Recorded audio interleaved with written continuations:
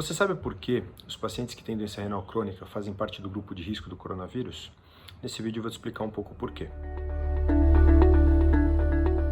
Muitos de vocês devem ter ouvido falar que alguns pacientes são do grupo de risco se adquirirem o coronavírus. E um caso especial na urologia é o paciente com a doença renal crônica. O que é a doença renal crônica? A doença renal crônica é uma insuficiência de filtração do rim, com perda de sua função e, portanto, ele não consegue cumprir toda a necessidade que o seu corpo precisa. Essa alteração no rim pode acontecer por variadas causas.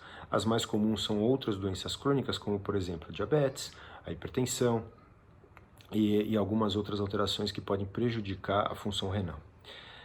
Nesses casos, o paciente acaba se tornando um paciente comprometido imunologicamente, isto é, ele tem déficit na sua função imunológica protetora e ele se torna um alvo mais suscetível à infecção pelo vírus. Quando você tem um paciente com insuficiência renal crônica, isso pode gerar alguns distúrbios no organismo. O primeiro deles é diminuir a filtração de toxinas que são produzidas no nosso organismo e que precisam ser eliminadas, e o rim faz essa função. Além disso, o rim produz alguns hormônios, alguns deles necessários até para a nossa produção de células vermelhas e células brancas, e que o comprometimento desse rim pode afetar também no funcionamento dessas funções, tornando assim esse paciente mais suscetível a alguma doença, como por exemplo aqui no caso o coronavírus. A gente sabe que outra causa que pode levar à insuficiência renal crônica e que é de grande frequência são os cálculos renais.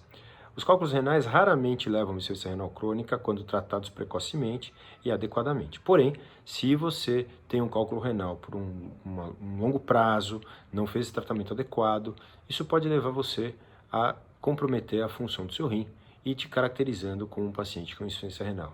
É bom lembrar que insuficiência renal tem vários graus. A gente vai ter pacientes que têm uma insuficiência renal leve, até pacientes que têm uma insuficiência renal muito grave. E nesses intervalos a gente vai tratando de acordo com a necessidade. Alguns pacientes podem precisar apenas de medicação, outros pacientes podem precisar eventualmente de algum remédio e, em último caso, podem precisar de máquinas de diálise para fazer a função renal e, eventualmente, no último caso mesmo, a necessidade de um transplante renal. Então é bom frisar que esses pacientes eles são suscetíveis à infecção pelo corona e podem evoluir mal caso adquiram o vírus. Lembrando que, normalmente, esses pacientes com insuficiência renal crônica também possuem outras doenças, como eu já citei, que também comprometem o sistema imunológico.